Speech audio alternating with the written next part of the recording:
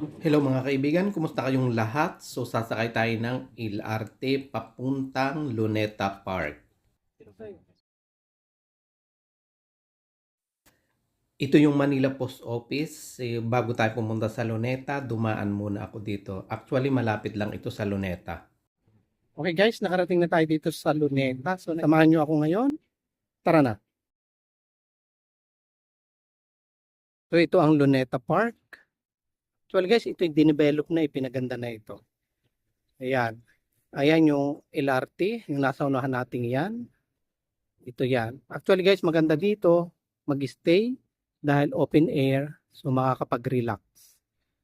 Ito yan. Oh, ayan. Yan. Luneta Park. So dito tayo. Lakad-lakad tayo dito. So sa unahan natin yung white building, yan ang National Museum.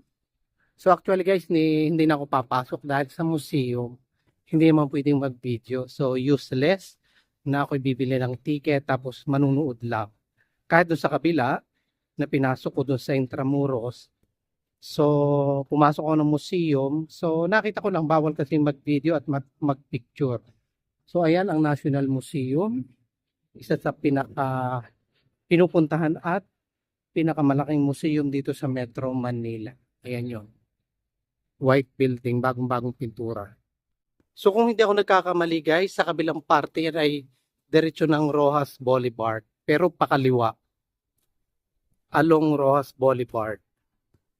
Actually guys, iikot ako para makuha ko ng ang estatwa ni Lapu-Lapu. Ayan yun. No? Isa sa lumaban sa mga dayuhan. Si Lapu-Lapu. So lalapit tayo para makita natin kung ano yung nakasulat sa baba. Ito yan nakasulat. Pambansang Museo ng Pilipinas. Okay, ikot tayo sa kabila. Pasok tayo doon sa isang museo.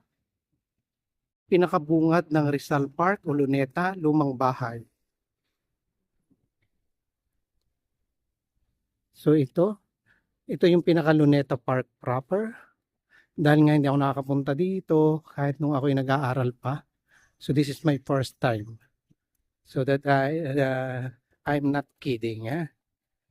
That's why hindi ako familiar. Yung palang unang part, yun ay complex ng museum. Pero kadugsong siya, tatawid lang sa kalsada para makarating ka dito sa pinaka Luneta Park proper.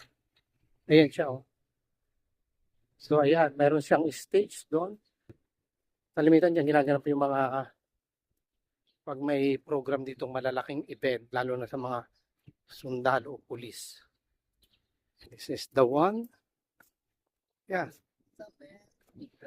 San Isidro, what is that? A school? No, What? the province. San Isidro, where is that? Vale. Zambales. Okay. That two student. Thank you. Your wife is not girlfriend. It's too young too. Yeah.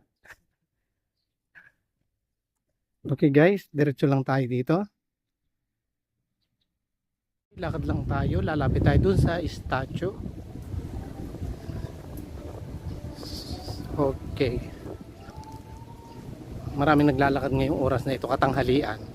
Kaya napakainit. Sigurado lalo na pagkagabi. Dahil na mahangin. Masarap ang simoy ng hangin. Dahil yung kabila, yan ay yung Manila Bay. Yung likod niya, yung pinakauna-unahan. Dito sa gilid ng Rizal Park, Luneta Park, parang may small, para siyang zoo. Maraming puno, upuan, pahingahan, yung mga namamasyal. So green. So maganda siya. Ayan, iikot-ikot tayo dito. Titingnan natin. Kasi kanina pa ako expose sa araw eh. So tingnan natin dito, iikot-ikot tayo. So, meron dito maliit na statue. Ayan siya. Okay.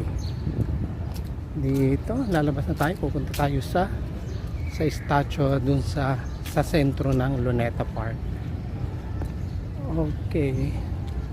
Yan o. May mga ibon. Ayos din naman pala dito. Kahit pa paano meron silang pini-preserve ng mga puno, green. Siyempre napakainit dito. Okay, labas na tayo. Punta tayo doon sa may statue. Okay, tuloy lang tayo sa lakad. Malapit na tayo doon sa statue. Sarap din, mahangin sa ilalim ng puno. Siguro man nakikita nyo maraming mga puno. Green ang magkabilang side ng Luneta Park.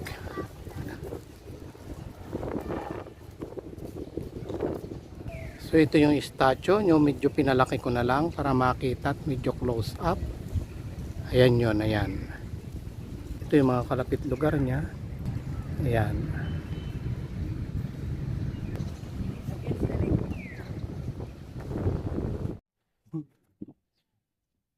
Okay guys, this is the end of my video in Luneta Park here in Manila. So as what I said, this is my first time here in my existence. Okay guys, thank you so much for watching. This is the end of my video here in Luneta Park here in Manila. Okay, thank you so much for watching. If you like the video, click thumbs up and write down your comment. Okay, thank you so much. Bye. See you next vlog. Thank you.